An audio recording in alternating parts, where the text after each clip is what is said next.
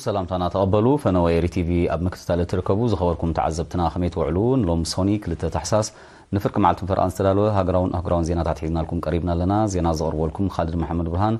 نمكتتالكم بخبرنا عدومكو بغندا رسات زينا خفلم نجزاتوي سرعة إثيوبيا أب عونان بسكديران نايز فوتومو هلكيت مبل 54 عام تذكيرهم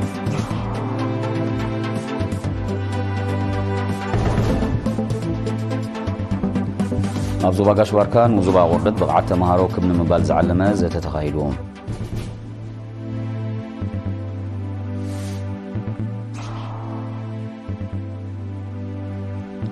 أبنو زوبا فورتو سوا من محدار كبابي تل آيد سنحش قرس التماي تفتحهم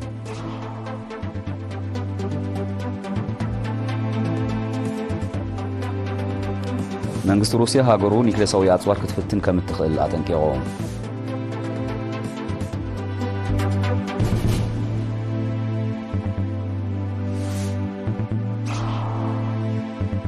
بريطانيا ندسيت تشاكوز كتلقق نزاتو وتصمم مع كتتكبر موريشيس صويعة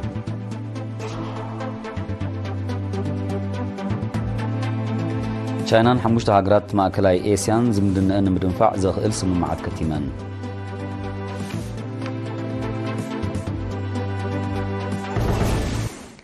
زرزر زينا مجزاتهوي سرعة إثيوبيا أور 11,970 أب بسكديرا أب فلما ورح تحساس نيت عامت دما أبوعنا بزكادو أرمينا وقفعي لعلي حدا شح نصوحات إيرتراويان كم زقتها للذكريوم من بال54 عامت زخر نيت هلكيت أبز حلف قدام سنبت تذكير الله وكيل إرينا تسفانكيل جبريس نزدال واتساب أبراهام عند مريم كورويو أب 1970 بأرمينا ومجزات سرعة إثيوبيا أبوعنا بسكديران نيستفت أمن لعل حدا شح نصوحات إيرتراويان نيستقتلوا لهلكيت مبل 54 عامت تذكيروم أبتي بسلاسة حدارن حدا تحساسن استغايدن أي زغر مدب ترغيبو أخليل عمبابا زنبرة حلاف مرمرن سندان هقدف أتو زمهرت يوهانس هلكيت عونان بسكديران إنك ذكر كابتش كانن أرمينا وقف عند سألان العلي جونتن حبنن هزبنا عزيزو زرأي اللو مخانو حبيروم قبل علي هزبنا استفت أما أرمينا وقف عكن ذكر كلنا تسألن كرحنتن جزئنا زيكونا أبز حلف تاريخ نممهاريو زبالة أتو زمهرت نمزعين نحنا تراي زيكونا قرابتنا هزبتاتون تماهيروم زحاشي مزعين مفتار كم زخونة قليصوم صحافي هقدف زوبا عن سبا أتو هايلة تولد برهان دما جزاءة حيلتات قبل علي هزبنا زفتصومو وقفعتات كأصالي كم زذكرن اتتاريخنا ولدتات كم ساقاقرن مقبر يصنح عليك كبهال زي قبوع عمام سلازخونة بزل عليك سرح له تلابيوم أفتا أقاتامي وصع معاتن نبرتنايتن عدساتن زخروم نتساتفتي أكافيلوم مجزاتو سرعات هاي لسلاسي بسلاسة حدار أبشعين 970 أبس كيدرا لعل 580 نصبحيتو حدث أحساس دماء أبعونا لعل 800 نصحات إيرتراويان بأرمينت كم زقتلن نتن عدسات كم زبادمن زذكريوم عونا أمن أزوبا كرن ممحدار كباب زيرو شدشتا اتركب كتكون كلا بس كيدرا دماء أب كرن شنخ سمينا ومبرا 10 كيلومتر رحيقة أمن أزوبا حمل مالو بمحدار كبابي في الدار بتركب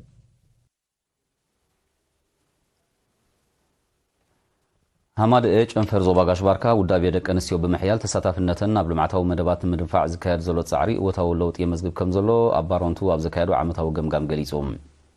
أبتي بدرجة نوزوباتات نيستعمل نتفتات سبت قربو الأخيبة أب موحاس دحنتات دن هتسانن معباية تتكامنت متسبي نفس صورات محيال تساتافن دك أنسيو أبتي مرتي كمون ممحياش كتباو عقم دك أنسيو أتبابع وتسيد كم استرغب بريهم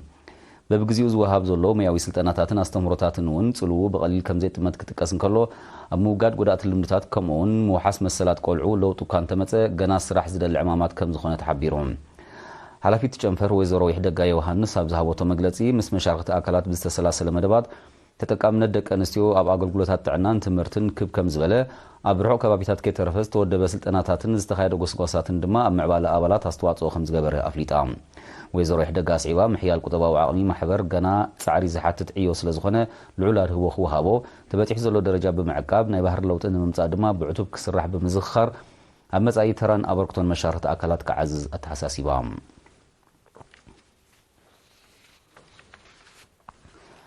جنفرت مرتي زواغاش باركا مسم محدار نو زبا قرده تواهيدو بقعته مهار بحفشا وصيت هاغراو مرمره شامناي كفل دما بفلاي كبن مبال زعلمه ولدي ممهران انت مهارون استساتفو زته ابا قردتا كايدوم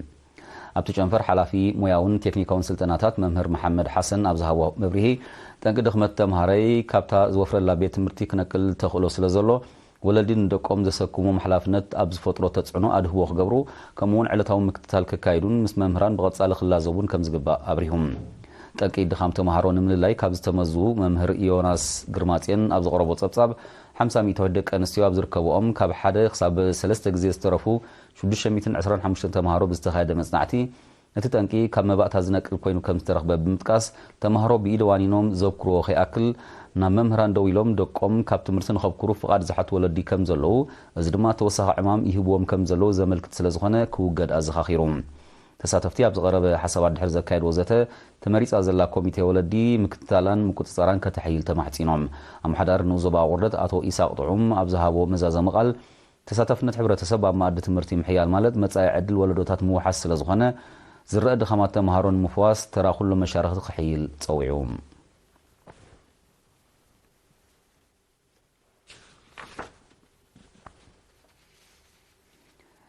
ሚኒስትር ጥዕና ጽፈትን ብቕዓትን ኣብ ትካላት ጥዕና ዝሰላሰል ዕማማት ንምውርጻጽ ብደረጃ ሓለፍቲ ጨናፍር ሜዲካል ዳይሬክተራት ሆስፒታላትን ሓለፍቲ ምሕዳርን ዝነጥፉ ኣባላት ዝወደቦ ስልጠና ምሕደራን መሪሕነትን ብ30 ሕዳር ተዛዚሙ ዕላማቲ ካብ 20 ጥቅምቲ ጀሚሩ ኣብ 5 እብረታት ኣብ እምባትካላ ባሮንትን ኣስመራን ዝተኻየደ ስልጠና ኣብ ኩለን ዞባታት ተዘርጊሐን ዝርከባ ትካላት ጥዕና ኣብ ምሕደራ ዓቕም ሰብ ንዋትን ፋይናንስን ዘሰላስሎ ስራሓት ንምሕያል ከም ዝኾነ ግዚያዊ ዋና ዳይሬክተር ክፍሊ ምሕዳርን ፋይናንስን ኣቶ የማነ ተዓደል ገሊጾም ሰልጠንቲ 56 ብምሕደራ ንዋት 108 ብምሕደራን መሪሕነትን 47 ድማ ብፋይናንሳዊ ምሕደራ እዮም ክልሲ ሓሳባዊ ትምህርቲ ቀሲሞም እቲ ስልጠና መቐፀልታ ናይቲ ጸጋታት ዓቕም ሰብ ንምሕያል በብእዋን ክውደብ ዝጸንሐ ስልጠናታት ከም ዝኾነ ዝሓበረ ካብ ኣሰልጠንቲ ዶክተር ኣቤል ሃብተማርያም ቀንዲ ዕላምኡ ጽፉፍን ብቑዕን ምሕደራ ንምርግጋጽ ምዃኑ ኣብሪሁም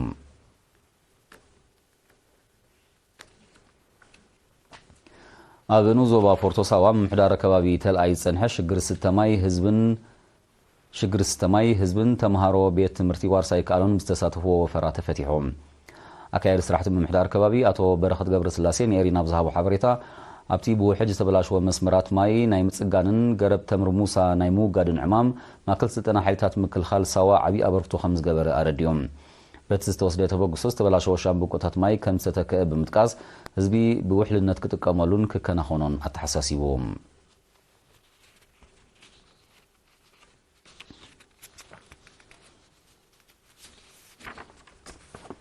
ጨንፈር ማሕበር መምህራን ዞባ ማእከል 181 ደቂ ኣንስትዮ ንዝርከብዎም 296 መምህራን መባእታ ኣብ መስርሕ ምምሃር ቋንቋ እንግሊዝ ዝሕግዝ ስልጠና ብ23-30 ሕዳር ወዲቡ እቲ ስልጠና መቐፀልታ ናይቲ ሞያዊ ብቕዓት ንምሕያል ዝካየድ ስልጠናታት ከም ዝኾነ ሓላፊቲ ጨንፈር መምህር ዳንኤል መንግስቲ ኣብ ገሊጾም ነቲ ተበግሶ ዘመስገኑ ተሳተፍቲ ንዝቐሰምዎ ስልጠና ናብ መሳርሕቶም ብምትሕልላፍ ኣብ ብቕዓት ትምህርቲ ወታዊ ለውጢ ከምጽኡ ከም ዝጽዕሩ ኣብሪሆም ተመሳሳሊ ስልጠና ካብ ማእከላይን ካልኣይን ደረጃ ንዝተዋፅኡ 148 መምህራን ብ15-16 ሕዳር ተዋሂቡ ምንባሩ ካብቲ ቤት ጽሕፈት ዝተረኽበ ሓበሬታ የነጽር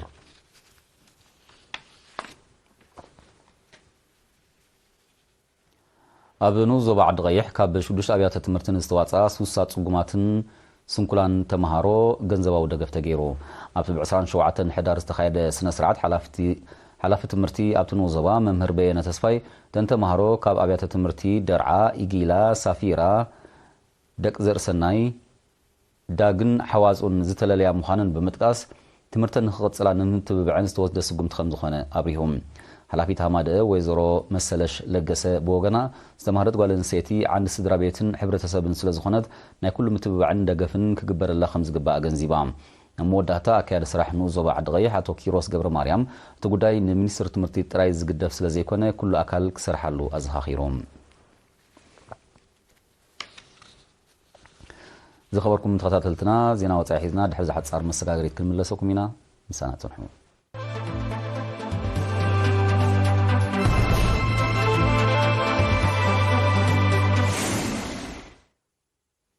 روسيا دحر 1909 ኣካይዳቶ ንዘይትፈልጥ ኒኩሌሳዊ ኣጽዋር ክትፍትን ከም እትኽእል ኣጠንቂቓ ኣባላት ኔቶ ብቐንዱ ኸኣ መራሒት ናይቲ ኺዳን ዝኾነት ኣሜሪካ ኣብ ኪናት ዩክሬን ተካይዶ ዘላት ተወኽታኺ ወተሃደራዊ ንጥፈታት ነቲ ስጉምቲ ክትወስድ ይደፋፍኣ ከም ዘሎ እያ ሩስያ ኣሚታ ሃገሩ ኣብ ተጠቃምነት ኒኩሌሳዊ ኣጽዋር ንዝጸንሐ ፖሊሲ ክትቅይር ዘጽድቕ ዘጽደቀ ፕሬዚደንት ቭላድሚር ፑቲን ሉላውነታ ንምውሓስ ኣድላይ ስጉምቲ ከም እትወስድ ኣቐዲሙ ምሕባሩ ዝዝከር እዩ ይኹን እምበር ኣሜሪካ ሓደስቲ ኒውክሌሳዊ ኣጽዋር ክሳብ ዘይፈተነት ሃገሩ ኒውክሌሳዊ ኣጽዋር ናይ ምፍታን ስጉምቲ ከም ዘይትወስድ እዩ ኣነጺሩ ዩክሬን ካብ ኣሜሪካ ብዝተለኣከላ ናይ ነዊሕ ርሕቀት ሚሳይል ኣብ ውሽጢ መሬት ሩስያ መጥቃዕቲ ድሕሪ ምፍጻማ ሩስያ ልዕሊ ፍጥነት ድምፂ ብዝውንጨፍ ሚሳይል ከም ዘጥቃዓታ ይዝከር ካብ ፈለማ 2022 ዝቕጽል ዘሎ ኩናት ዩክሬን ኣብ መንጎ ሩስያን ኔቶን ቀጥታዊ ውግእ ከየስዕብ ወተሃደራውያን ክኢላታት ከጠንቅቑ ጸኒሖም እዮም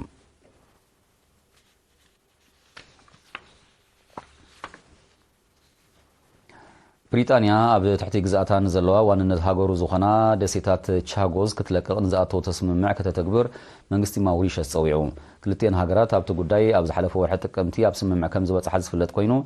እቲ ስምምዕ ኣብ ቀረባ ግዜ ከም ዝትግበር እዩ ክጥቀስ ጸኒሑ ይኹን እምበር ብሪጣንያ ምድንጓይ ተርኢ ከም ዘላ ዝወቐሰ መንግስቲ ደሴታዊት ሃገር ማውሪሸስ እቲ መስርሕ ክቀላጠፋ ዘኻኺሩሎ ማውሪሸስ ነተን ልዕሊ ፍርቂ ዘመን ኣብ ትሕቲ ግዛት ብሪጣንያ ዝጸንሓ ኣካል ልኡላዊ ግዛእታ ዝኾና ደሴታት ክትርከበን ምዃና እዩ ኣብ ስምምዕ ተገሊጹ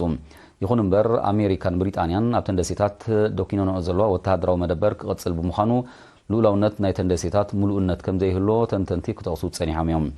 ብሪጣንያ ኣብተን ደሴታት ንዝቕመጡ ዝነብሩ ዜጋታት ማውሪሸስ ኣብ መወዳእታ 1960ታት ድሕሪ ምብራራ ነተን ስትራቴጂያውያን ደሴታት ከም ኣካል ልኡላዊ ግዛእታ ከተመሓድረን ምጽናሓ ጸብጻባት የረዱ እቲ ዘይሕጋዊ ጎበጣ ካብ ሓያሎ ወገናት ተቃውሞ ክመጽኦም ምጽንሑ ይፍለጥ ደሴታዊት ሃገር ማውሪሸስ ካብ 1715 ክሳብ 1968 ኣብ ትሕቲ ግዛት ፈረንሳን ብሪጣንያን ምንባራ ይፍለጥ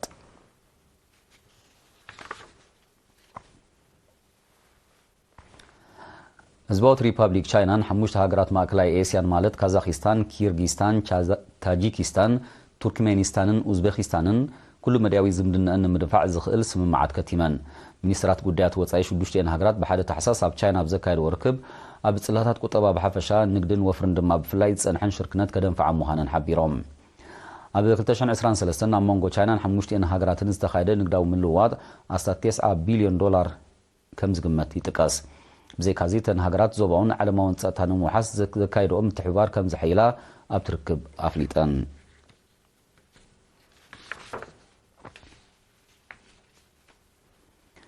ሩስያን ኢራንን ሉላውነትን ግዛኣታዊ ሓድነትን ሶርያ ንምውሓስ ዝገብርኦ ደገፍ ከም ዘዕብዮ ኣፍሊጠን ሚኒስትራት ጉዳያት ወጻኢ ሰርጌይ ላቭሮቭን ዓባስ ኢራቅጅን ብ30 ሕዳር ኣብ ዘካየድዎ ናይ ቴሌፎን ዝርርብ ሃገራቶም ሽበራ ንምግታእ ምስ ሶርያ ዘለውን ምትሕብባር ከም ዝሐይላ ገሊጾም ሩስያን ኢራንን ነዚ ዝሕብራ ዘለዋ ኣብዚ እዋን እዚ ኣብ መንጎ ሰራዊት ሶርያን ብኣሜሪካ ዝድገፉ ዕጡቃትን ኣብ ከተማ ሓለብን ከባቢያን ጽዑቕ ዕጥቃዊ ግጭት ኣብ ዝካየደሉ ዘሎ እዋን እዩ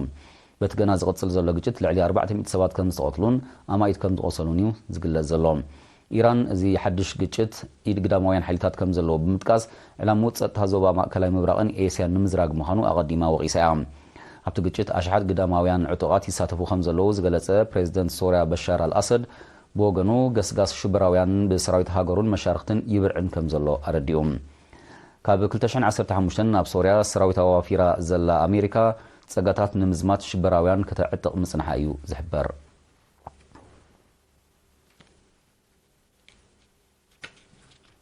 ምትፍናን ህዝባዊት ሪፐብሊክ ቻይናን ኣሜሪካን እናኸረረ ኣብ ዝመጻሉ ዘሎ እዋን ምምሕዳር ፕሬዚደንት ጆ ባይደን ንደሴት ታይዋን ልዕሊ $380 ሚልዮን ዝግመት ኣጽዋር ክሸጠላ ወሲኑ እዚ ክሳዕ 2025 ዝትግብር መደብ ነፈርቲ ውግእን ስርዓት ራዳርን ከም ዘጠቓልል ቤት ጽሕፈት ምክልኻል ኣሜሪካ ፔንታጎን ኣፍሊጡ ነቲ ስጉምቲ ብትሪ ዝኾነ ነቲ ህዝባዊት ሪፐብሊክ ቻይና ምላሽ ከም እትህበሉ ብኣግኡ ኣጠንቂቓላ ኣሜሪካ ቀዲማ ነቲ ኣካል ቻይና ዝኾነ ደሴት ናይ ቢልዮናት ዶላር ዝግመት ኣጽዋር ክትሸጠላ ከም ዝተሰማምዐ ዝፍለጥ ኮይኑ ቻይና ክትቃወሞን መልሰ ግብሪ ክትህበሉን ጸኒሓ እያ ኣብ ደሴት ታይዋን ዝግበር ምትእትታው ካብ ቀንዲ ጠንቂ ምትፍናን ቻይናን ኣሜሪካን ምዃኑ ይጥቀስ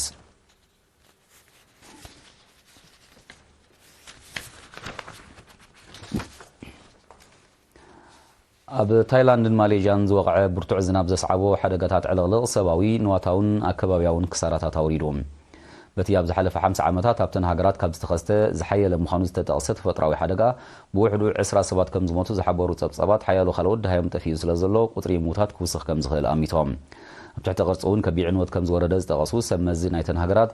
ብጠቕላላ ልዕሊ 400,000 ሰባት ከም ዝተመዛበሉ ሓቢሮም መንግስቲ ታይላንድ ብሰንኪቲ ሓደጋ ኣብ 9 ኣውራጃታት ሃገሩ ህጹጽ ናይ እዋን ሓደጋ ድንጋጌ ኣዊጁ ኣሎ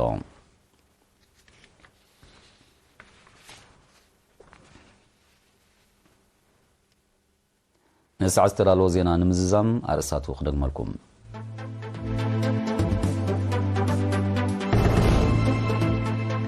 مجزاتها سرعة إثيوبيا أبعنان بسيك ديران نايزفوت أو مهلكيت مبل 54 عامة تذكيرو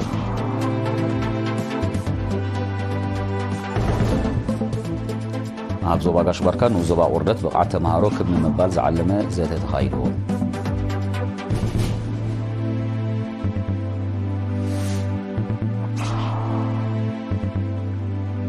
أبنو زبا فرصو سوا من محدار كبابي تل أيد زنح شقل 6 ماي تفتحون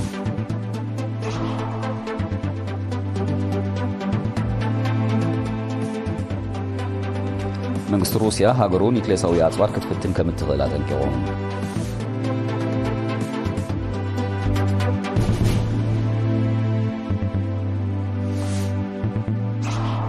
بريطانيا دسيتا تشاغوز كتلقى نزاتو تسمع كتتكبر ناويش الصويعة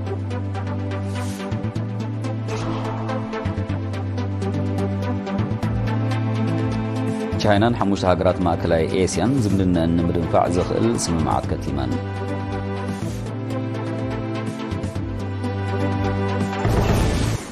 حفشوا زينا بستزازيمو مسترفو مدباتنا هم بفكم بوغنا بروح معلتين